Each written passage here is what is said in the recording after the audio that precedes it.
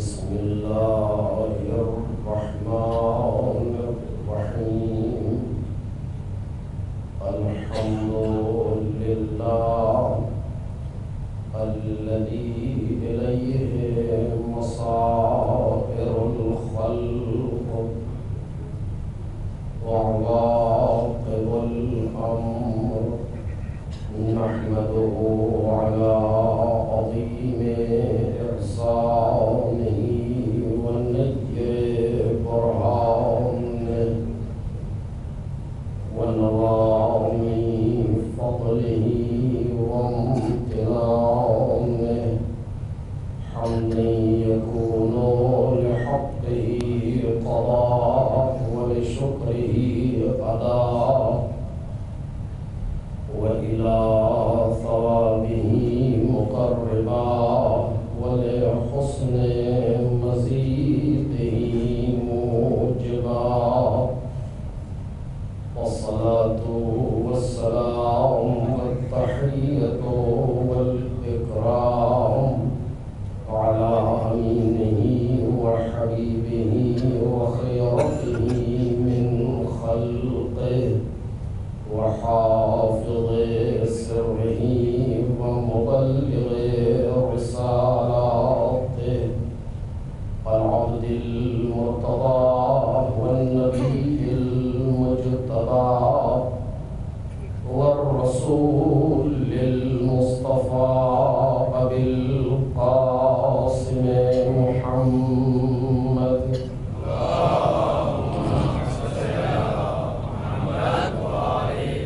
وآله الأطيبين الأطهرين الأكرمين المعصومين المظلومين الذين أذهب الله عنهم الرجس وطهرهم تطهيرا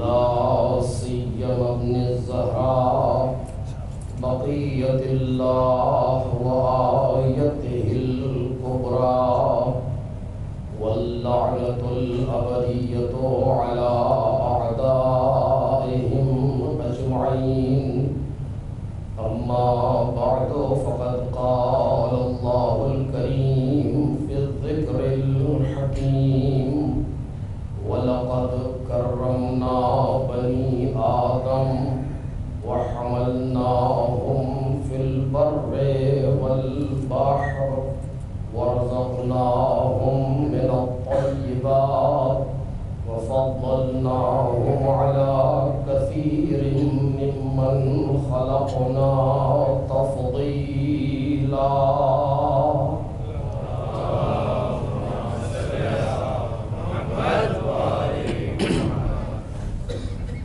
بزرگان محترم اور برادران عزیز، سورہ مبارک اسراء کی اس آیہ کریمہ کے ضمن میں ہماری گفتگو جاری ہے، جس میں خالق کائنات کا ارشاد ہے کہ ہم نے اولاد آدم کو کرامت عطا کی اور اسے خشکی اور تری پر اٹھایا اور پاک و پاکیزہ رزق عطا کیا اور بہت سی مخلوقات پر اس کو فضیلت دی۔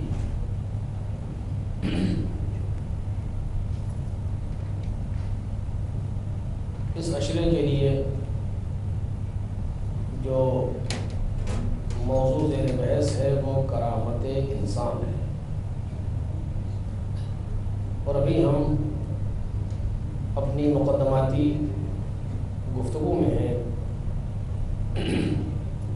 تاکہ ہم محسوس کر سکیں کہ کرامت انسان، عزت انسان، عظمت انسان یعنی کیا۔ لقد کرمنا بنی آدم، ہم نے اولاد آدم کو کرامت عطا کی، مکرم بنایا، باعزت بنایا۔ اس پر تفصیل سے انشاءاللہ آنے والی تقاریر میں جتنا ممکن ہوگا بحث ہوگی۔ آج بھی صرف ایک آیت کریمہ کا باہری خاکہ اور مقدمتی گفتگو پیش کی جا رہی ہے کہ کس طریقے سے پروردگار عالم نے انسانوں کی اہمیت اور انسانوں کی فضیلت کو سراہا ہے اور کتنا انتظام کیا ہے انسانوں کے لیے۔ توجہ کیجیے، خود یہ ایک سوال ہے کہ پروردگار عالم نے انسان کو خلق کیوں فرمایا؟ یہ ایک سوال ہے، اور اس کے جواب پر ایک آدھ تقریر نہیں بلکہ کئی اشرے ناکافی ہوتے ہیں کہ انسان یہ محسوس کرے کہ کیا ہے، اور اس کا جواب اور پھر اس کے اندر اسرار و رموز کیا ہیں اس پر گفتگو۔ لیکن میں صرف ایک مقدمے کی حد تک اپنی بات کو عرض کرنا چاہتا ہوں کہ پہلا سوال یہ سامنے آتا ہے کہ انسان کو پروردگار عالم نے کیوں خلق کیا؟ ایک سوال ہے۔ ہم اور آپ انسان ہیں ظاہراً، ہمیں پروردگار عالم نے اس کائنات میں کیوں خلق فرمایا ہے؟ وجہ کیا ہے خلق کرنے کی؟ آیا ہماری خلقت کا کوئی مقصد ہے یا ذات واجب نے ہمیں بے مقصد پیدا کیا ہے؟ آئے ہیں، کسی مقصد کو فالو کر رہے ہیں، کسی طرف جا رہے ہیں، کچھ کرنا ہے، کوئی ٹارگیٹ ہے، کچھ ہے یا نہیں ہے؟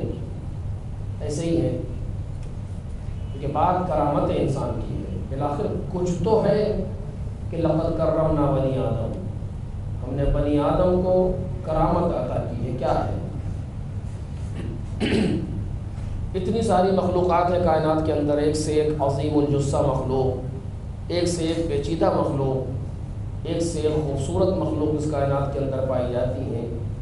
آپ جانتے ہیں دنیا کتنی عظیم ہے اور کیا کچھ ہے اس کائنات کے اندر۔ اب اس میں یہ کہنا کہ ہم نے اولاد آدم کو کرامت عطا کی، اس کے معنی کیا ہے؟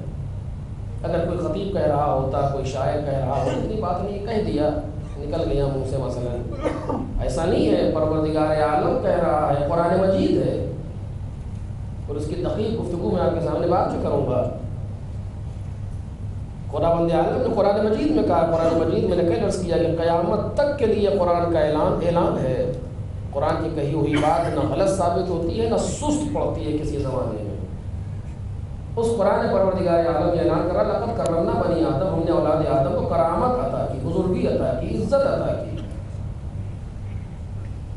اور آخر میں کہتا ہے وَفَضَّلْنَاهُمْ عَلَىٰ كَثِيرٍ مِّمَّنْ خَلَقْنَا تَفْضِيلًا، اور ہم نے فضیلت اس کو عطا کی ہے، اس کو فضیلت بنایا ہے کثیر مخلوقات کے اوپر۔ کوئی نہ کوئی سبب تو ہونا چاہیے، یا یوں ہی ہے؟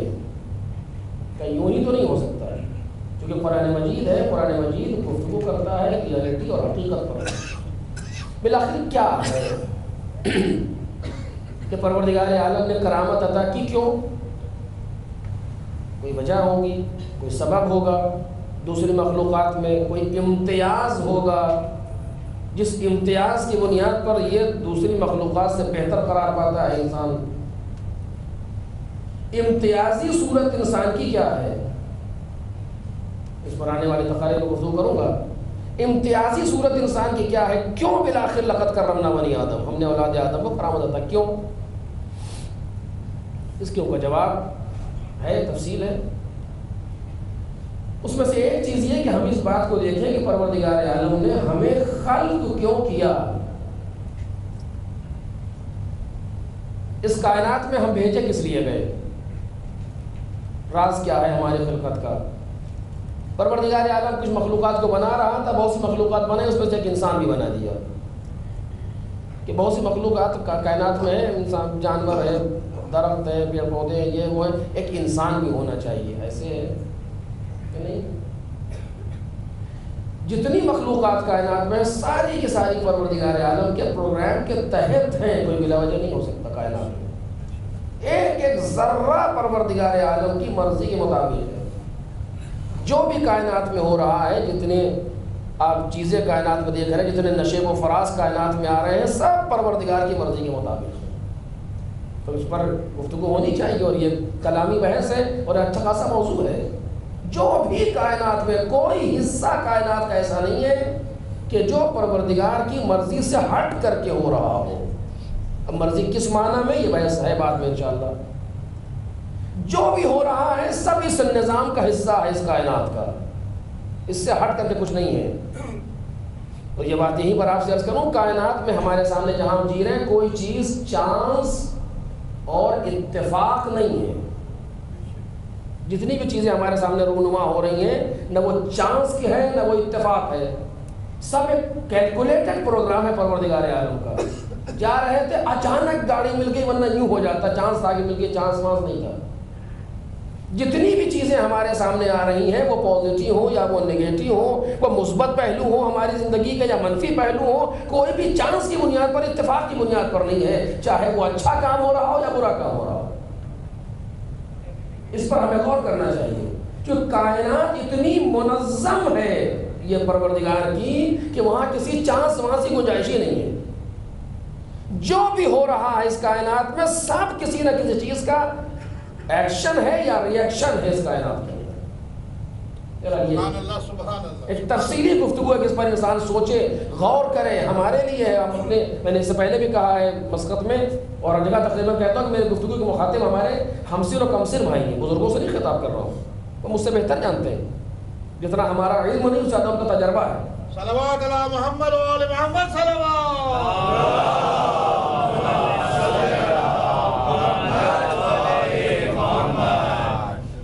میں اپنے ہمسر و کمسر بھائیوں سے خطاب کر رہا ہوں کہ اس پر ہمیں غور کرنا چاہیے. ہماری زندگی پوری بدل جاتی ہے اس چیز سے کہ اگر ہمارے ساتھ کوئی اچھی چیز ہوئی ہے اس کے پیچھے بھی کوئی راز ہے. اگر ہمارے ساتھ کوئی بری چیز ہو رہی ہے اس کے پیچھے بھی کوئی راز ہے. ہماری اولاد اگر ہمارا کہنا نہیں مان رہی، اس کے پیچھے بھی کوئی راز ہے. اگر ہماری اولاد ہمارے کہنے پر چل رہی ہے، اس کے پیچھے بھی کوئی راز ہے. کوئی چیز کائنات کے اندر ایسی ہے ہی نہیں جو بلا وجہ ہو رہی ہو. سب ایک منصوبہ ہے پروردگار عالم کا، سب ایک نظام ہے پروردگار عالم کا یہ کائنات میں جو کام کر رہا ہے. اگر ہمارے ساتھ کہیں کوئی مشکل زندگی میں آ رہی ہے، اس کا سبب کہیں نہ کہیں ہے. اگر ہمارے ساتھ آسانیاں سامنے آ رہی ہیں، اس کا بھی سبب کہیں نہ کہیں ہے. اب وہ اسباب کیا ہو سکتے ہیں اس پر بحث نہیں کر رہا ہوں، میں صرف ذہن کو اس بات پر متوجہ کرنا چاہتا ہوں کہ ہے سبب اس کے اندر. اور یہ بات جلدی سے آپ کے سامنے کہوں، اکثر اسباب وہ ہیں، اکثر میں بحث کر رہا ہوں، اکثر بلکہ قریب پہ اتفاق، اکثر اسباب وہ ہیں جو ہماری ذات کے اندر پائے جاتے ہیں، باہر کم پائے جاتے ہیں. اکثر اسباب وہ ہیں ہمارے سامنے جو اچھے اعمال کے لیے بھی ہو یا برے اعمال کے لیے بھی ہو. میں ثواب اور جزا اس سے بحث نہیں کر رہا، اپنے روزانہ کی جو ایکٹیویٹیز ہماری زندگی میں ہے اس سے بحث کر رہا ہوں. جتنی بھی چیزیں کائنات ہمارے سامنے آ رہی تو کوئی نہ کوئی ریزن ہے، کوئی نہ کوئی کاز اس کے پیچھے، جس کی بنیاد پر وہ چیز سامنے آئی ہے. بالآخر پروردگار عالم کی یہ کائنات حد درجہ منظم ہے، اس میں کسی کو نہ کوئی شک ہے نہ کوئی شبہ ہے. اور آپ اس میں دیکھ لیجئے، اس کی ایک دلیل بہت ہی آسان سی دلیل ہے کہ آج ہماری سائنس ترقی کر چکی ہے اتنا کہ مثلا 10 سال بعد تک کا وہ بتا سکتے ہیں کہ سورج گہن مثلا فلاں تاریخ میں فلاں بج کے فلاں منٹ پر شروع ہوگا اور اتنے بج کے اتنے منٹ پر ختم ہو جائے گا. ہے پرماننٹ نماز کی ٹائمنگ آپ کے سامنے موجود ہے. ہر سال جنوری کی 5 تاریخ کو سورج اتنے بجے نکلے گا، اتنے بجے ڈوبے گا. ہے کہ نہیں ہے؟ بالآخر 100 سال بعد تک کا انہیں معلوم ہے. جتنی یہ سائنس کی ترقی پر دلیل ہے، توجہ کریں، اس جہت سے ہمیں سوچنا چاہیے، جتنی یہ سائنس کی ترقی پر دلیل ہے اس سے زیادہ کائنات کے منظم ہونے پر دلیل ہے. اگر اس کائنات میں نظم نہ ہوتا ہے، اگر یہ کائنات منظم نہ ہوتی، آپ کیسے کیلکولیٹ کر لیتے؟ ایک انسان جو گھر سے صبح نکلتا ہے شام کو آتا ہے منظم طریقے سے، اس کو ٹارگٹ کیا جا سکتا ہے اتنے بجے جاتا ہے اتنے بجے آتا ہے. اس کا پورا پروگرام کسی منسٹر کے بارے میں معلوم کریں، آج کا شیڈول ہم کو دیجیے، بنا دے گا، اتنے بجے یہ کریں گے، اتنے بجے یہ کام کریں گے، اتنے بجے وہ کام کریں گے. ہے کہ نہیں ہے؟ لیکن آپ کسی پاگل آدمی کا شیڈول مانگیے، اس کی زندگی میں نظم ہی نہیں، شیڈول کا نہیں ہے، اس کے بارے میں پتہ نہیں کب کیا کر بیٹھے۔ تو جتنا اگر کائنات منظم نہ ہوتی سائنٹسٹ مر جاتے، نظام نہیں دے سکتے تھے اس کے اندر۔ جتنا زیادہ آج سب اتنے بجے جو کہا ہے وہی ہو رہا ہے، اس کا مطلب یہ ہے کہ کائنات میں نظم پایا جا رہا ہے، اور کب سے منظم چلی آ رہی ہے اور کب تک منظم جائے گی۔ اور اگر کہیں تو یہ جلدی سے عرض کروں عزیزو، کائنات میں نظم ہے، توجہ چاہتا ہوں، کائنات میں نظم ہے، کائنات منظم چل رہی ہے۔ اگر ہماری زندگی میں نظم ہوگا تو ہم رفتار کائنات کے ساتھ چل رہے ہوں گے، اور اگر زندگی میں نظم نہیں ہے تو ہر جگہ مشکل کریٹ ہوگی۔ اس لیے کائنات منظم جا رہی ہے، ہم غیر منظم جا رہے ہیں۔ شاید یہی راز تھا کہ مولا کائنات نے وصیت میں کہا تھا اوصیکما بتقوی اللہ والنظم امرکم، ہم تم دونوں کو تقوی کی وصیت کرتے ہیں اور نظم امر کی وصیت کرتے ہیں۔ ایک صلوات پڑھیں محمد اور آل محمد۔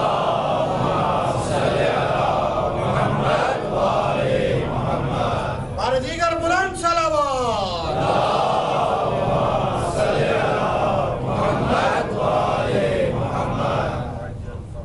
بالآخر اس کائنات میں نظم میں گفتگو نہیں ہے، یہ موضوع نہیں کہ آپ کے سامنے عرض کروں۔ آج لوگ آتے ہیں ہمارے ساتھ یہ مشکل ہے، ہمارے ساتھ وہ مشکل ہے، یہاں یہ ہو گیا وہاں وہ ہو گیا۔ اس بارے میں سوچنا چاہیے، جب بھی کوئی مشکل آئے فوراً پلٹ کے اپنے انسان اپنے اندر دیکھے، کہیں نہ کہیں کوئی مشکل آئی ہے۔ ہو نہیں سکتا کوئی مشکل نہ ہو کہیں نہ کہیں، یا کوئی اس کا سبب نہ ہو، سوال ہی نہیں پیدا ہوتا۔ اور اگر ہماری ذات میں کوئی ایسی مشکل نظر نہیں آ رہی تو انسان کو مطمئن ہونا چاہیے کہ پروردگار عالم کوئی نہ کوئی امتحان لے رہا ہے، اور امتحان بھی اس نے اس قابل سمجھا کہ امتحان لیا، ورنہ ہر ایک سے امتحان بھی نہیں دیا جاتا۔ آخر یہ ایک الگ موضوع ہے۔ میں عرض کر رہا تھا کائنات کے اندر نظم پایا جاتا، ہر چیز اپنے مقام پر ہے۔ کوئی چیز جو مالک نے خلق کی ہے وہ نہ ادھر ہو سکتی ہے نہ ادھر ہو سکتی ہے، ہر چیز کی ایک جگہ ہے، ہر چیز کا ایک مقام ہے، اسے پروردگار عالم نے رکھا ہے۔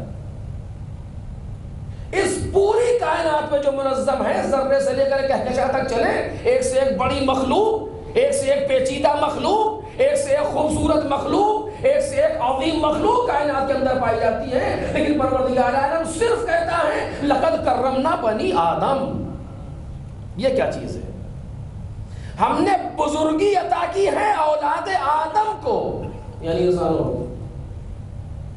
کون سا راز ہے؟ وہ کہہ سکتا تھا ہم نے آسمان کو بزرگی عطا کی، کرامت عطا کی، ہم نے فرشتوں کو کرامت عطا کی ہے، ہم نے اس نظام میں اس گیلیکسی سے فلاں چیز کو کرا، فلاں سیارہ، کچھ نہیں، انسان کو کرامت عطا کی۔ آنے والی تقاریر میں عرض کروں آپ کے سامنے اس کے اور جزئیات پر، لیکن بالآخر تو کون سی وہ چیز ہے جس کی بنیاد پر انسان کرامت ہے، صاحب کرامت ہے، تاج کرامت اس کے سفر کے، کون سی بھی چیز ہے؟ یہ کیسے معلوم ہوگا؟ ایک چیز اس میں سے یہ جو میں عرض کر رہا ہوں کہ ہمیں پہلے یہ معلوم ہو کہ پروردگار عالم نے ہمیں خلق کیوں فرمایا ہے۔ اگر اس چیز کو دیکھ لیا جائے کہ دوسری مخلوقات کیوں خلق ہوئی ہیں اور ہم کیوں خلق ہوئے ہیں، تو شاید کچھ فرق محسوس ہو دوسری مخلوقات اور اپنے درمیان۔ اس پر بہرحال بعد میں اور تفصیل۔ ساری چیزوں کو پروردگار عالم نے پیدا کیا اور انسان کو خلق فرمایا۔ انسان کی خلقت کا راز کیا ہے؟ دوسری مخلوقات کی خلقت کا راز کیا ہے؟ کیا ہے انسان؟ اس پر گفتگو تفصیلی ہے، لیکن بالآخر ایک حدیث کو جلدی سے آپ کے سامنے عرض کروں، بات آگے بڑھ جائے، ورنہ یہاں پر یہ عرض کرنے کی نہیں ہے، اس پر کبھی کافی تفصیل ہے درمیان میں، لیکن بالآخر پروردگار عالم حدیث قدسی میں ارشاد فرماتا ہے۔ حدیث قدسی یعنی کلام خدا ہے لیکن قرآن نہیں ہے، قرآن کے علاوہ جو کلام خدا ہے اسے حدیث قدسی کہا جاتا ہے۔ پروردگار عالم ارشاد فرماتا ہے یبن آدم، یہاں بھی وہی لفظ ہے، یبن آدم خلقت الاشیاء لاجلک وخلقتک لاجلی، میں نے ساری چیزوں کو تیرے لیے پیدا کیا ہے۔ توجہ چاہتے ہو؟ ساری مخلوقات جو کائنات میں ہے وہ تیرے لیے پیدا کی گئی۔ اچھا، تو یہاں پر عربی جاننے والے اگر افراد ہوں کہ عربی میں جم کے اوپر پلورل جو صیغہ ہے جم، شے کی جمع ہے اشیاء، اشیاء پر الف لام لگایا، الاشیاء فائدہ عموم کا ہے، ساری چیزیں جو کائنات میں پائی جا رہی، چھوٹی بڑی ادھر ادھر یہ وہ، مجردات کی ہو، مادیات کی ہو، عالم ملک کی ہو، عالم ملکوت کی ہو، کہیں بھی ہو، ان ساری چیزوں کو میں نے تیرے لیے پیدا کیا ہے۔ عجیب چیز ہے یہ، یعنی یہ زمین ہمارے لیے، وہ آسمان ہمارے لیے، یہ ستارے ہمارے لیے، وہ شمس و قمر ہمارے لیے، یہ سارا نظام پروردگار عالم نے ہمارے لیے پیدا کیا، ہمارے اور آپ کے لیے۔ لفظ وہی، یبن آدم خلقت الاشیاء لاجلک، ہم نے ساری چیزوں کو تیرے لیے پیدا کیا۔ اب اس کو ثابت کرنا انسان کے لیے سخت بھی ہے اور آسان بھی ہے کہ محسوس کریں کہ کیسے ساری چیزوں کو ہمارے لیے پیدا کیا۔ اس میں سے میں ایک مثال آپ کے سامنے دے رہا ہوں، باقی چیزیں قیس علی ھذا، اسی پر قیاس کریں۔ میں نے اس سے پہلے بھی سر کہا ہے اس چیز کو، شاید لوگوں نے پر دیکھا بھی ہو۔ ایک لقمہ جو ہم اور آپ اٹھا کر کے دسترخوان سے دہن میں رکھتے ہیں، ایک لقمہ، اس کے لیے کیا کچھ پیچھے کیا گیا ہے، ہمیں اندازہ ہے؟ ایک روٹی کا لقمہ جو ہم نے اٹھایا دسترخوان سے دہن میں رکھا، اس کے لیے پیچھے کیا ہوا ہے، کتنی نعمتیں ہیں اس کے پیچھے۔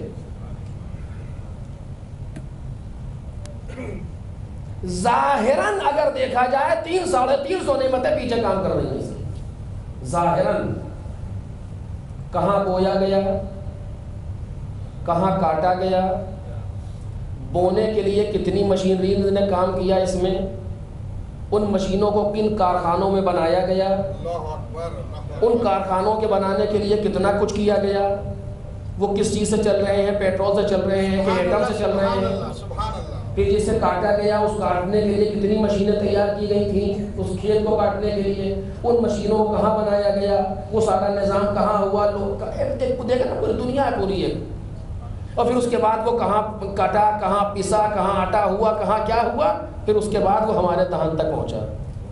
ایک لقمہ، اتنی نعمتیں پیچھے کام کر رہی ہیں، اسے کتنے کارخانے جا رہے ہیں، کبھی حساب لگائیے بیٹھ کر کے کہ اس لقمے کو اس کھیت سے جہاں یہ بویا گیا تھا گندم کا ایک دانہ، اس کو وہاں جہاں یہ بویا گیا ہے وہاں سے ہمارے دہن تک آنے میں کتنی منزلوں کو طے کرنا پڑا ہے۔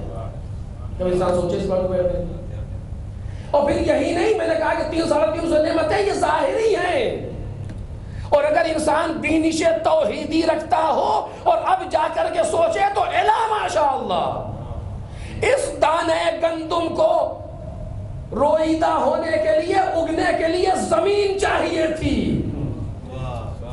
زمین میں وہ طاقت چاہیے تھی کہ گندم کو اپنے اندر لے اور پھر اس کے بعد باہر نکالے۔ اس زمین کو بنانے والے نے بنایا تاکہ دانا اس پر اگ سکے۔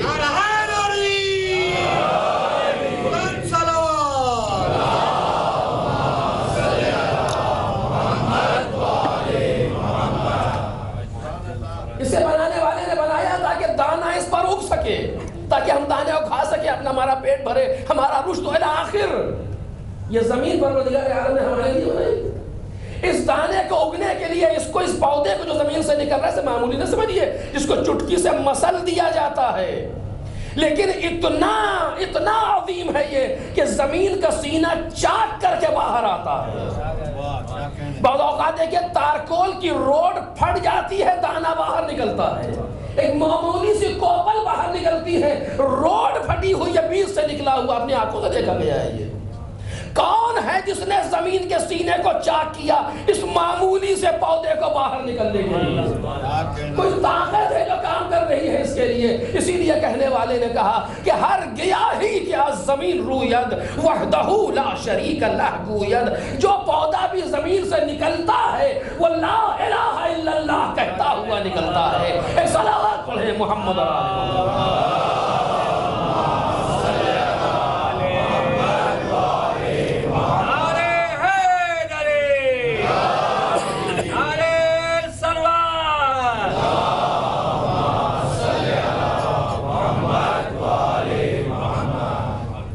اس قابل نہیں ہے، ساتھ نہیں دے رہی ہے، مومنین کا امتحان لے رہا ہوں ہر جگہ، بہت جگہ دعائیں قبول نہیں ہیں، آپ دیکھتے ہیں آپ کی دعا قبول ہوتی ہے کہ نہیں میرے حق میں؟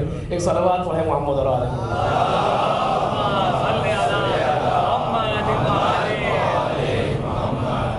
بلاخر ایک معمولی سے پودا زمین کے سینے کو چاک کر کے نکل رہا ہے. کوئی ہے جس نے یہ طاقت دی ہے؟ اور زمین میں یہ طاقت ہونی چاہیے کہ وہ ایک دانے کو اپنے اندر لے اور پھر 70 دانے یا زیادہ باہر دے.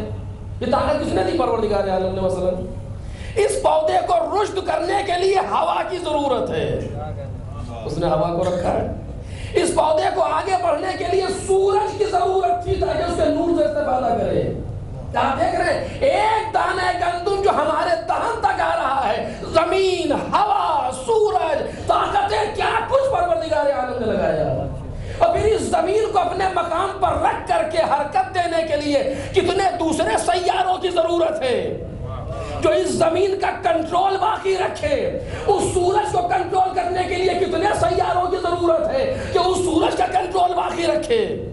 ایک سائنسداں اسی بات پر مسلمان ہو گیا کہ اگر زمین کا فاصلہ سورج سے زیادہ فاصلہ کم زیادہ ہو جائے یا کم ہو جائے، دونوں صورت میں اگر یہ فاصلہ کم ہو جائے گا تو لوگ گرمی سے جل کے مر جائیں گے، اور اگر یہ فاصلہ زیادہ ہو جائے گا تو سردی سے جم کے مر جائیں گے.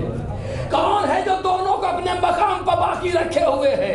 اور اس پورے نظام کو کنٹرول کرنے کے لیے کتنے سیاروں کی ضرورت ہے تاکہ ایک لقمہ ہمارے دہن تک پہنچ جائے. اس نے کتنا بڑا نظام بنایا ہے ہمارے لیے. اور اب تو وہ خدا یہ کہہ سکتا ہے نا کہ جب لقمہ دہن میں رکھو اس سے پہلے میرا نام لے لو. ایک صلوات پڑھے محمد اور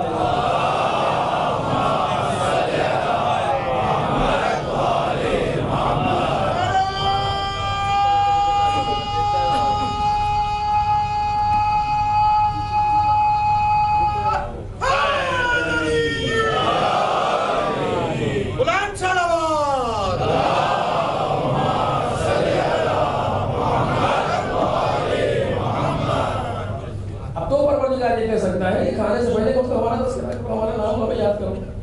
ہم نے زمین اور آسمان کو ایک کر دیا تمہارے ایک لقمے کے لیے. اب اتنا تقاضا کرتا ہے جب لقمہ دہن میں سے پہلے کہنا بسم اللہ الرحمن الرحیم، تاکہ تمہیں معلوم ہو کہ یہ خود تم تک نہیں پہنچا ہے، کوئی ہے جو تمہارے دہن تک پہنچا رہا ہے. اور جب کھا لو تو کہو الحمدللہ رب العالمین. اور یہ بھی ہم تم سے بلا وجہ نہیں لے رہے، اس کا فائدہ بھی ہم تم ہی کو دیں گے. عجب انداز قدرت ہے، اس کا فائدہ بھی ہم تم ہی کو دینے والے ہیں. یہ بات مجھے بعد میں کہنا تھی لیکن اب اس کی بات آ ہی گئی، توجہ کریں. وَرَزَقْنَاهُمْ مِنَ الطَّيِّبَاتِ، پروردگار عالم نے انسان کو پاک و پاکیزہ رزق عطا کیا. مجھے رزق سے بحث نہیں کرنا، صرف ایک لفظ یہاں پر کہہ رہا ہوں، باقی اگر یاد رہا تو بعد میں، کہ کس طریقے سے پروردگار عالم نے انسان کے رزق کا اہتمام کیا. میں نے کہا کہ ایک لقمے کو یہاں تک آنے کے لیے کتنی نعمتوں کو دیا مالک نے. اسی لیے ہمارے پاس علماء گزرے ہیں اور ہیں کہ ہر لقمے کے پہلے بسم اللہ کرتے ہیں، ہر لقمے کے آخر میں الحمدللہ کہتے ہیں کہ وہ ہے جس نے یہاں تک پہنچایا. کتنی نمک حرامی ہے. اگر کوئی ایک وقت کھانا کھلا دے کہتے ہیں ہم نمک حرامی ہے اگر ہم اس کی بات نہ مانیں. اور جب دن میں کتنی مرتبہ کھلا رہا ہے، اسے کتنا کہتا ہے مجھے یاد کرو کبھی کبھی، اس کے لیے بھی نہیں. ایک رزقناہم من الطیبات ہے. انتظام دیکھ پروردگار عالم کا. دنیا میں آنے کے بعد یہ اہتمام ہے. دنیا میں آنے کے پہلے اس نے رزق کا اہتمام کیا بچے کے لیے. بس توجہ چاہتا ہوں اس جملے پر جو قرآن مجید کا ہے، تفصیل انشاءاللہ پھر. اس نے رزق کا اہتمام کیا بچے کے لیے. نہ ماں کو کچھ پتا تھا کیسے اسے رزق دینا چاہیے، نہ باپ جانتا تھا کیسے اسے رزق دینا چاہیے، لیکن وہ پروردگار عالم وہاں بھی رزق کا انتظام کر رہا ہے. ماں باپ کو خبر بھی نہیں ہے کیا ہو رہا ہے لیکن وہ انتظام کر رہا ہے. اس نے کیا کیا؟ خون کو رزق بنایا بچے کے لیے.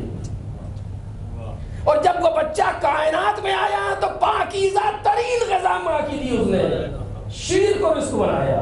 لیکن توجہ چاہتا ہوں میرے عزیزوں، اس نے ماں کے شیر کو رزق بنایا. آج بھی ساری قد و کاوش کے باوجود سائنس کو یہ ماننا پڑا کہ سب سے بہتر لیے ماں کا دودھ ہے.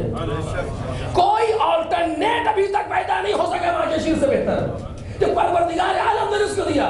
لیکن اہتمام قدرت دیکھے، توجہ چاہتا ہوں، اہتمام قدرت. جب بچہ ماں کے شکم میں ہے تو اس کا رزق خون ہے. جب بچہ دنیا میں آتا ہے اس کا رزق شیر ہے. جب خون کو رزق دے رہا تھا تو ناف کے ذریعے سے دے رہا ہے.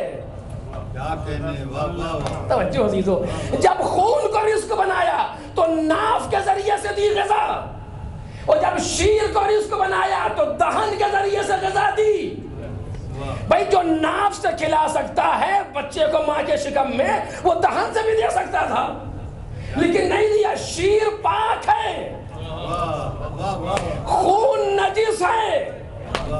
تمہاری مجبوری یہ ہے کہ تمہاری غذا خون بنے تاکہ گوشت و پوشت و ہڈی تمہاری قرار پائے. یہ مجبوری تھی تمہاری کہ تمہاری غذا کو خون بنایا جائے.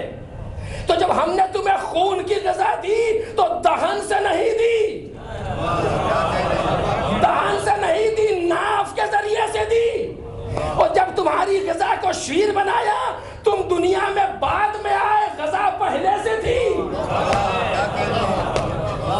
دنیا میں بچہ بعد میں آتا ہے، انتظام پروردگار پہلے سے کرتا ہے.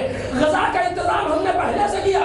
کائنات میں تم بعد میں آئے، غذا کو ماں کا شیر بنایا، اس کو تمہارے دہن سے دیا، دہن میں طاقت دی کہ تم اس شیر سے استفادہ کر سکو.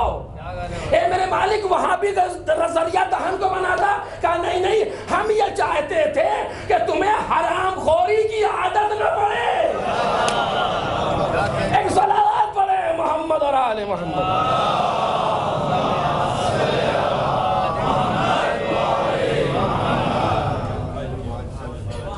چونکہ شیر نجیس ہے، کھانا اس کا حرام ہے، لہذا ہم نے یہ اہتمام کیا کہ منہ کے ذریعے سے نہیں، اس دہن پر ذکر خدا ہونا ہے، اس زبان سے ذکر محمد اور آل محمد ہونا ہے. تو ہم نے نجس غذا کو اس جگہ سے جانے نہ دیا.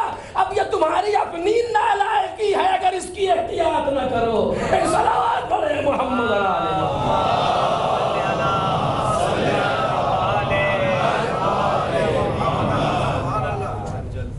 وہ پروردگار عالم ایک لقمے کے لیے زمین و آسمان کو ایک کر دیا. اس نے ساری نعمتوں کو پیچھے لگا دیا. کیا کہتا ہے؟ یبن آدم خلقت الاشیاء لأجلک. اے آدم کی اولاد، ہم نے ساری چیزوں کو تیرے لیے پیدا کیا. میں نے صرف ایک مثال دی ہے، ایک لقمہ، زمین، آسمان، ہوا، چاند، سب کچھ لگ گیا اس ایک لقمے میں. تحریر کا موضوع تحریر کر کے دیکھیں لوگ کہ پروردگار عالم نے کہا جا بالآخر وَخَلَقْتُكَ لِأَجْلِي، اور تجھ کو اپنے لیے پیدا کیا.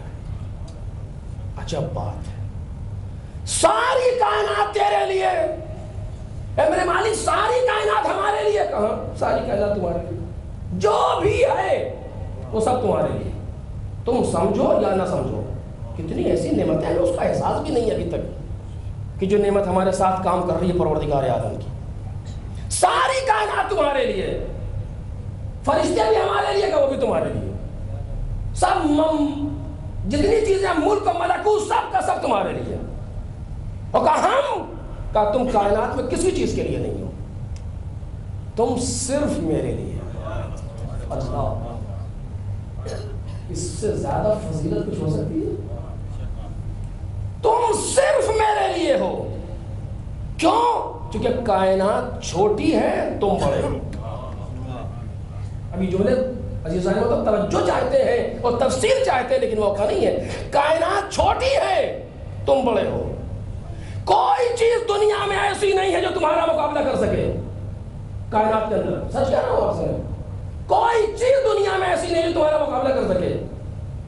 حدیث میں دیکھیے پیغمبر فرماتے ہیں صلی اللہ علیہ وآلہ وسلم،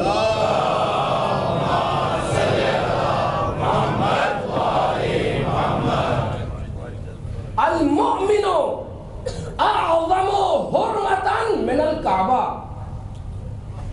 ابھی ہمیں اندازہ نہیں ہے بعض چیزوں کا، لیکن یہاں پر لفظ مومن استعمال ہوا. کیوں ہوا ہے؟ وہ جہت ہے. مومن مومن کی حرمت اور مومن کا احترام کعبے سے زیادہ ہے. المؤمن اعظم حرمۃ من الکعبہ. دیکھیں نا, ساری چیزیں کائنات میں تمہارے لیے, تم کسی چیز کے لیے نہیں. کتنا گر گیا انسان, کبھی پتھر کے سامنے, کبھی سورج کے سامنے, کبھی درخت کے سامنے, کبھی اپنے نفس کے سامنے, ہر جگہ. اور پروردگار نے کہا کہ تجھ کو میں نے کسی چیز کے لیے نہیں بنایا, ساری چیزیں تیرے لیے. قرآن مجید نے 3 لفظیں دی, شاید اسے میں نے عرض کیا. جعل لکم, اٹھا کر دیکھیں تحقیقی موضوع ہے, جہاں جہاں جعل آیا قرآن میں, جعل لکم الشمس والقمر دائبین الی آخر, جعل لکم تمہارے لیے قرار دیا ہے ہم نے.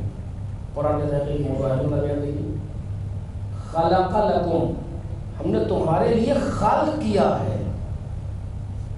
سخر لکم, تمہارے لیے تسخیر کیا ہے ہم نے چیزوں. قرآن مجید کہہ رہا ہے یہ سب تمہارے لیے, تم کسی چیز کے لیے نہیں, صرف اور صرف میرے لیے. توجہ دیجیے, کائنات میں تمہیں ہم نے کسی چیز کے لیے نہیں بنایا, کیونکہ ساری چیزیں تم سے پست ہیں, تم سب سے بلند.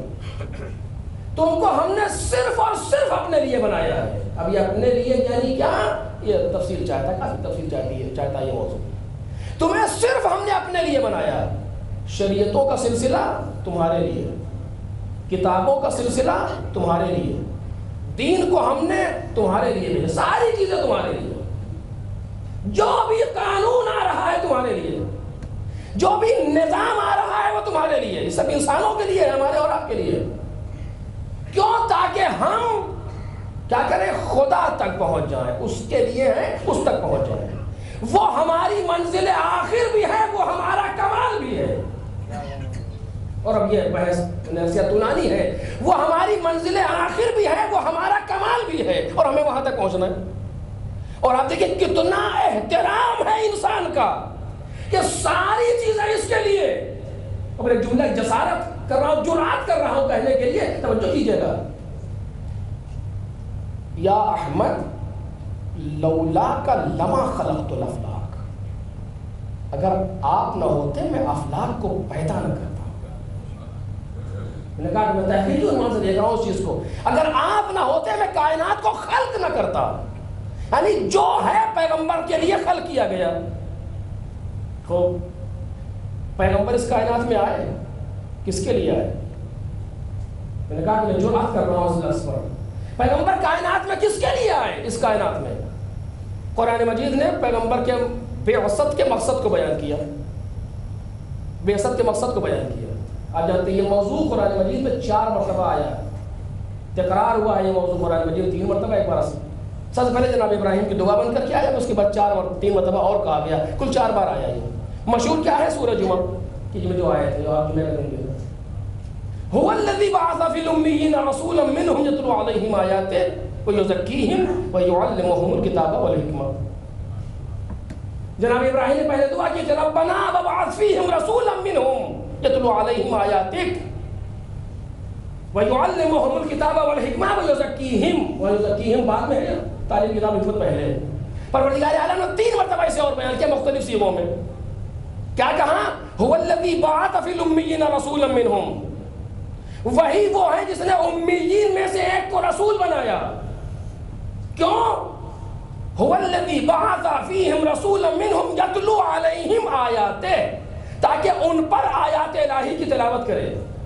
وَيُزَكِّيهِمْ, اور ان کا تزکیہ کرے. وَيُعَلِّمُهُمُ الْكِتَابَ وَالْحِكْمَةَ, اور انہیں کتاب و حکمت کی تعلیم دے. توجہ چاہتا ہوں, جو جملہ کہنا چاہتا ہوں, یعنی پروردگار عالم کی سب سے عظیم مخلوق کائنات میں کون ہے؟ پیغمبر.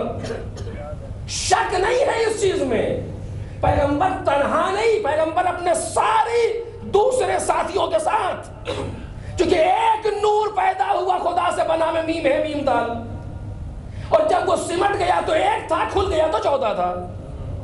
اس اعتبار سے کائنات کی پہلی مخلوق پیغمبر, اس عالم نور کا رہنے والا پیغمبر, اسے پروردگار عالم نے یہاں بھیجا ہمارے اور آپ کے لیے.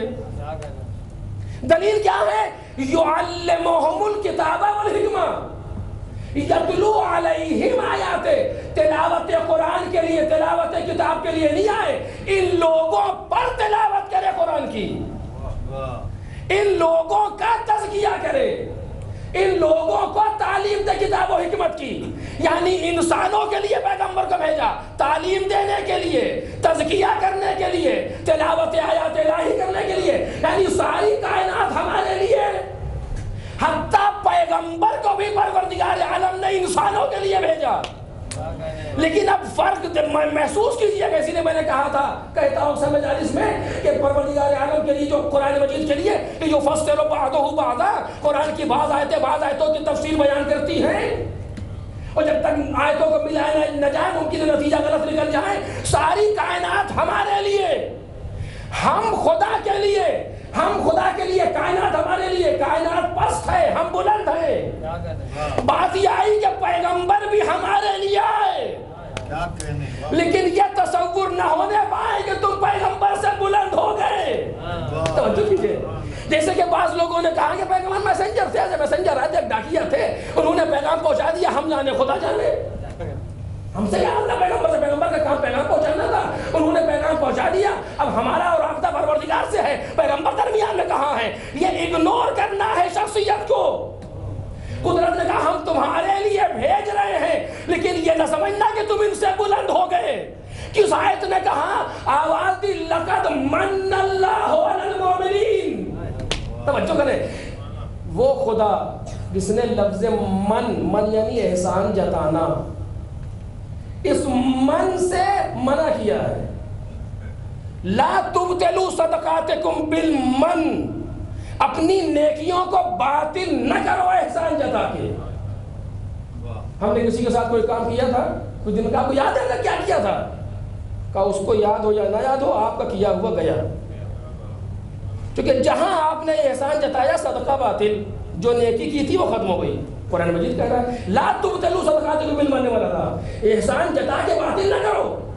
اور وہی خدا کہتا ہے لقد من اللہ علی المؤمنین، پروردگار عالم نے یہ احسان کیا ہے مومنین پر کہ ایک کو رسول بنا کر کے بھیجا.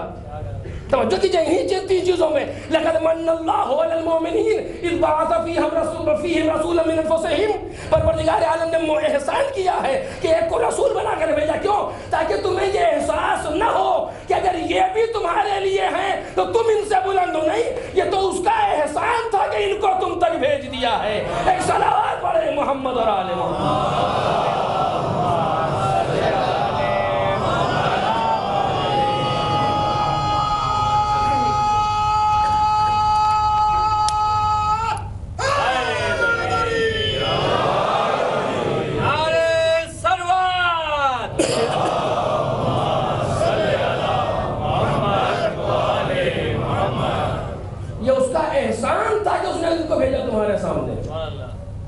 اور اب یہ پروردگار تو نے احسان جتانے سے منع کیا ہے، خود احسان جتا رہا ہے. اس کے معنی یہ ایسا وجود ہے کائنات کا، ایسی موجود ہے کائنات کی کہ اس قابل ہے کہ اس کے لیے احسان جتایا جائے. اور یہ بھی عجب بات ہے، دو ہی جگہ پروردگار عالم نے اس طریقے سے گفتگو کی. ایک مرتبہ کہا لقد من اللہ علی المؤمنین، ایک مرتبہ کہا نرید ان نمن علی الذین استضعفوا فی الارض وَنَجْعَلَهُمُ الْأَئِمَّةَ وَنَجْعَلَهُمُ الْوَارِثِينَ. ہمارا ارادہ یہ ہے کہ احسان کرے ان لوگوں پر جو زمین میں ضعیف ہو گئے ہیں اور انہی میں سے ایک کو امام قرار دے. ایک مرتبہ رسول کے لیے کہا اور ایک مرتبہ امام کے لیے کہا. آیت نے کہا یہ آیت مخصوص ہے حضرت حجت سے آخر سے، یعنی یا محمد اول کے لیے احسان جتایا یا محمد آخر کے لیے احسان جتایا. وہ بھی ہمارا احسان ہے، یہ بھی ہمارا احسان ہے. ایک صلوات پڑھ دے محمد.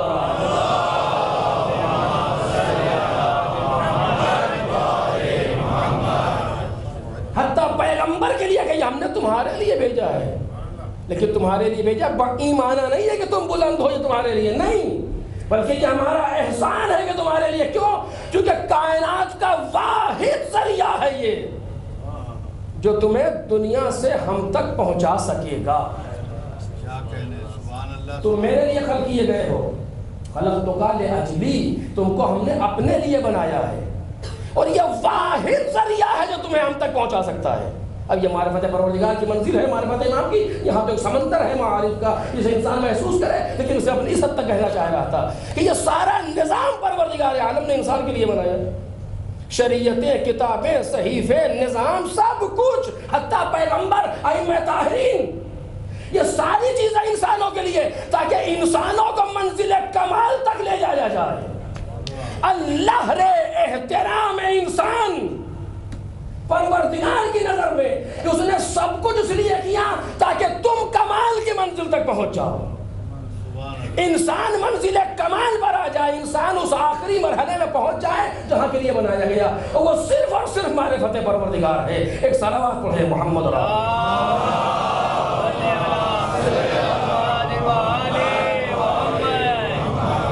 بس عزیزوں اسی جگہ بات کو روک رہا ہوں, باقی گفتگو بعد میں انشاءاللہ, وقت تمام ہو رہا ہے. یہ سارا نظام پروردگار عالم نے ہمارے اور آپ کے لیے رکھا ہے. اور آپ کہتا ہے لقد کرمنا بنی آدم, ہم نے اولاد آدم کو عزت عطا کی ہے. اب اس سے بڑی عزت اور کیا ہو سکتی ہے کہ یہ سارا نظام ملک و ملکوت تیرے لیے ہے تاکہ تو مجھ تک پہنچ جائے. صرف یہ ایک راز قدرت کا, اور پھر شاید تفصیلی کو بعد میں, تاکہ تو مجھ تک پہنچ جائے. سارا نظام اس لیے, اور اگر اس کو ہم سوچیں تو یہ فضائل بھی ہے, یہ مسائل بھی ہے, یہ سب کچھ ہے تاکہ تو مجھ تک پہنچ جائے. آپ دیکھیے انسان کو خدا تک پہنچانے کے لیے جو قانون ہے وہ کیا ہے؟ اسلام. جو سسٹم ہے وہ اسلام, اس کے بغیر انسان نہیں پہنچ سکتا. اس اسلام کو بچانے کے لیے کتنی قربانی ہوئی سوچ سکتے ہیں ہم. یہ قربانیاں کیوں دی جا رہی ہیں؟ تاکہ ہم اور آپ کمال تک پہنچ جائیں. ہم اور آپ اپنی کمال کی منزل اور کامیابی کی منزل کو در کر سکیں. ساری قربانیاں ایسی یہاں سے وہاں تک. انبیاء کرام میں بعض وہ ہیں جن کو آرے سے چیر دیا گیا ہے. جناب جرجیس غالباً آرے سے چیر دیا گیا, خاموش ہے. کیوں؟ تاکہ ہم اور آپ کمال تک پہنچ جائیں. تفصیل بیان کر چکا آپ. اتنے پتھر مارے جاتے ہیں کہ نوح دب جاتے ہیں, فرشتہ آ کے انہیں نکالتا ہے تاکہ یہ نظام ہم تک پہنچ جائے اور ہم اور آپ کمال تک پہنچ جائیں. اس نظام کو انبیاء نے پہنچایا پیغمبر تک. پیغمبر نے اپنے بات کے لیے انتظام کیا. کس مصیبت میں پیغمبر نے گزارا. 3 سال تک شیب ابی طالب, یہاں پر نوبت ہوا گئی کہ درخت کے پتے بھی کھانا پڑ گئے. کون؟ پیغمبر, کائنات کی سب سے عظیم مخلوق. کیوں یہ انتظام ہو رہا ہے؟ تاکہ ہم اور آپ کمال تک پہنچیں. آج جو ہم کہہ رہے ہیں اتنے آسانی سے لا الہ الا اللہ محمد الرسول اللہ علی ولی اللہ, اس کے لیے بہت کچھ کیا گیا ہے, اور آج دنیا یہ ہم سے چھیننا چاہتی ہے ہر حربے کے ذریعے سے. اس کے بعد پیغمبر کے بعد آخری منزل یہ نظام مولا کائنات مولا کائنات امام حسن, اور اب وہ منزل آئے کہ جب نظام کو ختم کیا جا رہا ہے, اور ایسا انسان آنے والا ہے جو کہہ رہا ہے کہ نہ کوئی وحی آئی تھی نہ کوئی فرشتہ آیا تھا, سب ختم. جہاں سے اس نے صاف کیا اسلام کو. اب تو کہ لوگ آ رہے تھے نقاب ڈال کے آ رہے, دھیرے دھیرے کوشش کر رہے تھے, بالکل جڑ سے ختم کیا. شراب کے نشے میں تخت پر بیٹھ کے کہتا ہے لعبت ہاشم بالملک فلا خبر جاء ولا وحی نزل. بنی ہاشم نے کھیل کھیلا تھا حکومت حاصل کرنے کے لیے, نہ کوئی وحی آئی تھی نہ کوئی فرشتہ آیا تھا. وحی کا انکار یعنی قرآن کا انکار, قرآن کا انکار یعنی پیغمبر کا انکار. دین وین کچھ نہیں, سب ختم ہو گیا. ایسے مرحلے پر ایک شخص اٹھتا ہے, کچھ نہیں میں بچاؤں گا, اور ایسا بچاؤں گا کہ قیامت تک کے لیے پھر دوسری قربانی کی ضرورت نہ پڑے. ایسی یہ بھی کیوں؟ تاکہ ہم اور آپ کمال تک پہنچیں, تاکہ ہم اور آپ منزل کمال تک جائیں. اس کے لیے نبی کے نواسے نے وطن چھوڑا. خالی اگر اسی کو سوچ کے ہم روتے رہیں تو بہت ہے کہ یہ سب ہمارے لیے کیا گیا تاکہ ہم اپنی منزل آخر میں پہنچ جائیں. ہم نے کون راہ راست پر ہوتا پہلے قربانی نہ ہوتی تو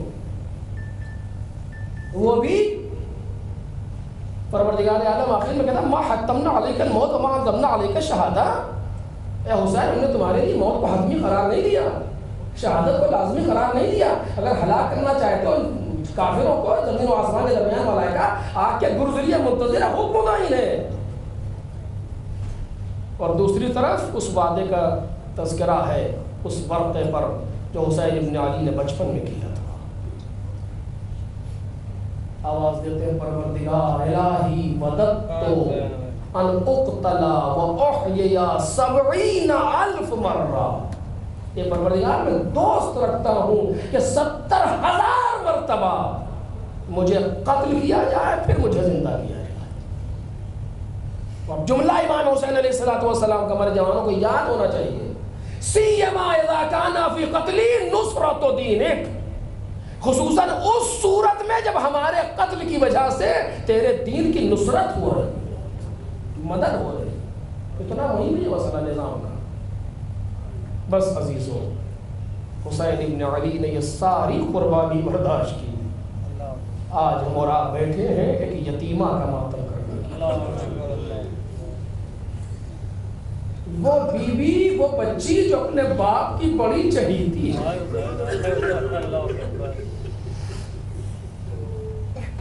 کہ میں گھر کی ایک تقریر میں عرض کر رہا تھا، بات کو آگے بڑھانا چاہتا ہوں، اتنی چہیتی ہے اپنے باپ کی، اتنا چاہتا ہے اس کا بابا اسے، اور یہ اپنے باپ کو سچ کہا کہنے والے نے کہ بی بی کی زبان سے نکلا کہ نیند آئے گی جب آپ کی بو پاؤں گی بابا، میں رات کو مکتب میں چلی آؤں۔ کس مصیبت سے حسین ابن علی نے اپنی بچی کو الوداع کیا، امام وہ ہوتا ہے جو ہر صفت میں کمال کی منزل پر ہے۔ حسین محبت میں بھی کمال کی منزل پر ہے، باپ کی محبت بھی حسین کی کمال کی منزل پر ہے۔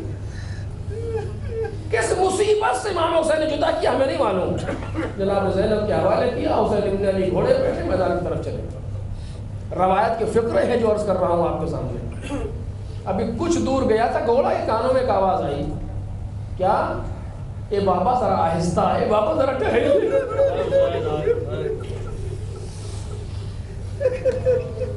اب جو امام حسین نے مڑ کر دیکھا تو عجب منظر ہے، چھوٹی سی بچی دوڑتی چلی آ رہی ہے۔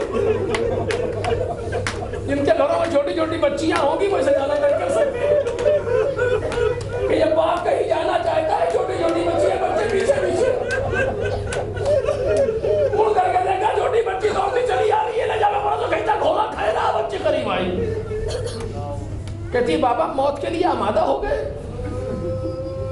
کیا کہیں چھوٹی سی بچی سی بات ہے، میری لاڈلی اس کا حق شخص قتلگاہ میں ہو کیسے آمادہ نہ ہو، یہ روایت کی فکر ہے کہ وہ خطابت نہیں ہے۔ بچی کہتی بابا اگر آپ جا رہے ہیں تو جائیں، میری آخری خواہش پوری کریں۔ کیا ہے جلدی بتاؤ، کہا ایسے نہیں، گھوڑے سے اتر آئیے۔ لفظیں ہیں روایت میں، بابا گھوڑے سے اتر آئیے۔ امام حسین اتر آئے تو نہ چاہتے ہیں بچی کو، بتا میری لاڈلی کا بابا ایسے نہیں خاک پر بیٹھ جائیں گے۔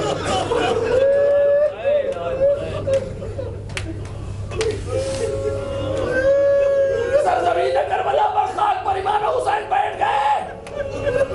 بچی آ کر کے باپ کی آغوش میں بیٹھی، حسرت بھری نظر سے باپ کے چہرے کو دیکھا، وہ کہتی ہے بابا بابا میرے سر پر ایسے ہاتھ پھیریے جیسے یتیموں کے سر پر۔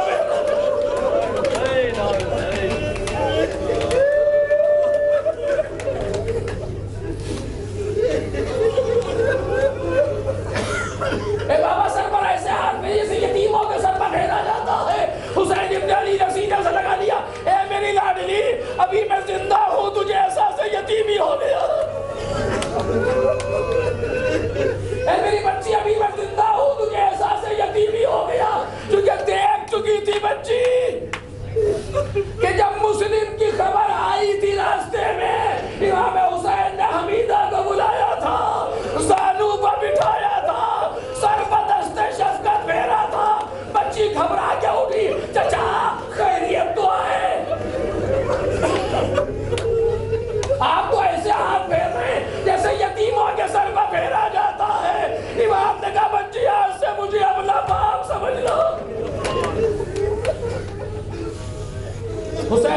علی کی یہ بچی دیکھ رہی تھی اب میرے سر پر کون ہاتھ پھیرے گا؟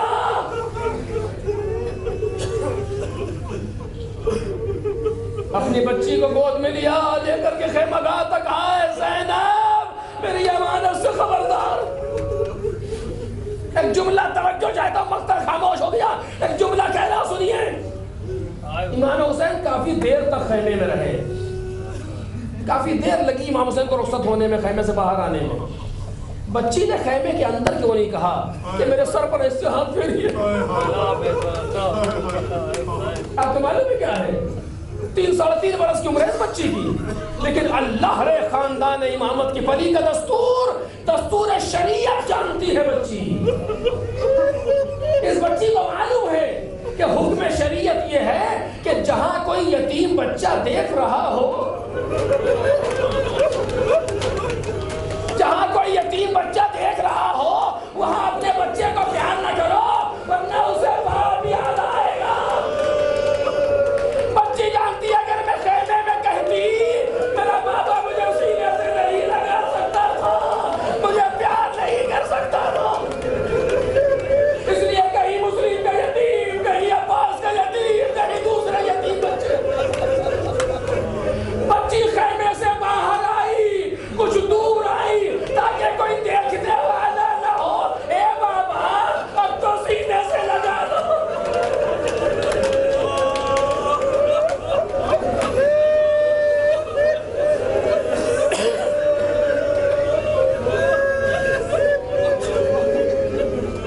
امام حسین مقتل میں گھوڑے سے گرے، خالی گھوڑا واپس آیا۔ بچی نے ایک سوال کیا، چھوٹی ہے لیکن اللہ نے باپ سے محبت، اللہ نے باپ کا خیال۔ بچیوں کو گھر میں باپ کا بہت خیال ہوتا ہے، جن کے ہیں وہ جانتے ہوں گے۔ ایک ایک حرکت تو باپ کی دیکھتی ہے، پانی تو نہیں چاہیے، فلاں چیز تو نہیں چاہیے۔ جب گھوڑا خالی آیا بچی نے سمجھ لیا کہ میرا بابا مارا گیا۔ پوچھتی کیا ہے؟ اے بابا یہ گھوڑا مجھے یہ پتا ہے کہ میرا بابا مارا گیا، اتنا بتا دے پانی پلا تھا۔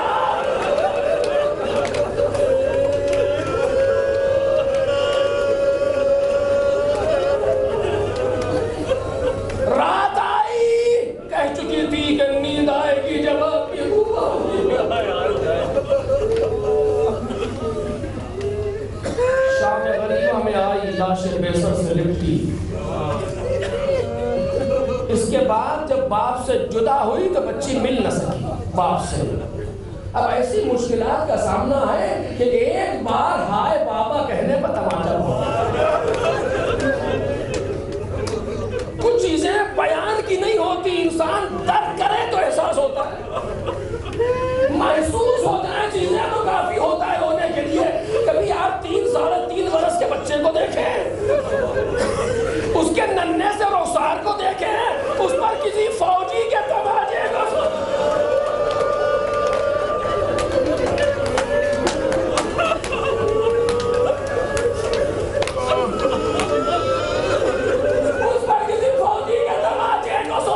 اب مجھے نہیں سمجھ میں آ رہا یہ مرحلہ کس کے لیے زیادہ سخت ہے، بچی کے لیے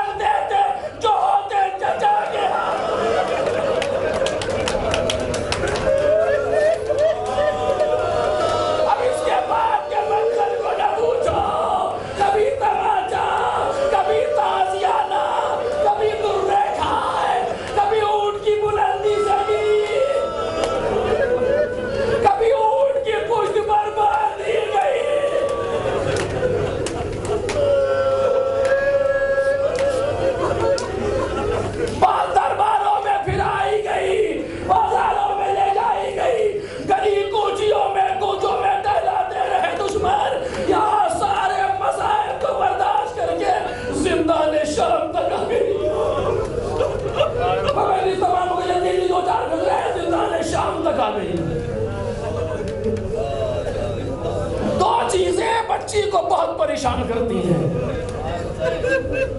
کبھی اماں یہ طاہر کہاں جا رہے ہیں؟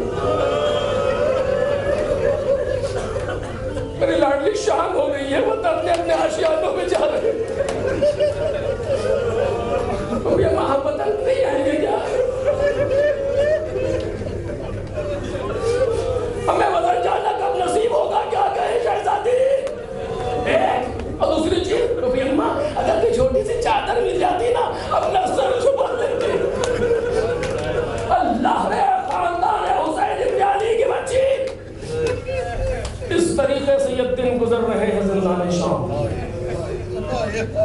ایک دن بچی نے اپنے باپ کو خواب میں، خواب سے بیدار ہوئی، چاروں طرف گھومنا شروع کیا۔ بابا بابا کہاں گئے بابا؟ میری لاڈلی ہے بابا، میں آرام کر رہا ہوں۔ اماں نہیں، ابھی بابا آئے اور کہہ رہے تھے میری لاڈلی پریشان نہ ہو، میں تجھے لینے آیا ہوں۔ جناب زینب سے بہتر تعبیر خواب کو کون سمجھے گا؟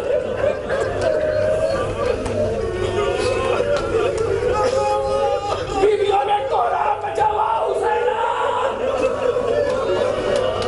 رونے کی آواز یزید کے کانوں سے ٹکرائی، تجھے برابر میں خرابے میں ہے۔ کیا ہوا؟ کہ بچی نے باپ کو خواب میں دیکھا۔ آپ نے دلاسا دینے کا طریقہ نہ اس سے پہلے ایسا دیکھا ہوگا نہ اس کے بعد۔ اگر کوئی بچہ باپ کو یاد بھی کرے تو فوٹو بھی لوگ چھپا دیتے ہیں، اگر دیکھے گا تو اور یاد آئے گا۔ کہا کہ حسین کا کٹا ہوا سر زندان میں بھیجو۔ ایسا طریقہ دلاسا دینے کا نہیں دے گا۔ ایک خال سے کر رکھا گیا سر کو، کان بوئے ڈھکا گیا، لانے والا لایا، بچی کی نظر پڑی، تو بھی اماں ان سے کہہ دیجئے لے جائیں، اب ہمیں بھوک اور پیاس نہیں ہے، ہمیں میرا بابا چاہیے۔ اب جو کپڑا ہٹا کٹا ہوا سر تھا، جیسے باپ کے سر کو دیکھا دوڑتی ہوئی گئی، سر کو سینے سے لگایا۔ اے بابا من الذی قطع ولیدہ، اے بابا ان رگوں کو کس نے جدا کیا؟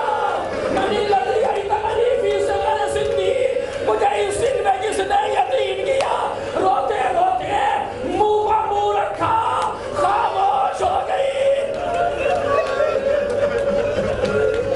کہہ چکی تھی نا کہ نیند آئے گی، جب آپ کی بوبا ہوگی بابا، نیند آ گئی بچی کو۔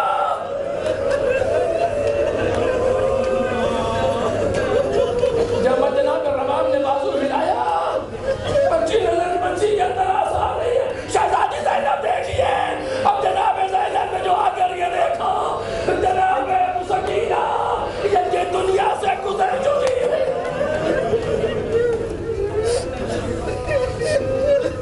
آل محمد پر نیا غم طاری ہوا، غسل دیا گیا، اسی کرتے میں کفن دیا گیا جو پہلے ہوئے، ایک ننھی سی قبر کھودی گئی، سید سجاد نے جنازہ اٹھایا، لے کر کے قبر تک آئے۔ مولا امام حسین بہت سخت آپ کے لیے علی اصغر بلند کرنا، اس پشت خیمہ پر ننھی سی قبر میں دفن کرنا مولا کتنا سخت تھا، لیکن آقا ہاتھوں میں ہتھ کڑی تو نہیں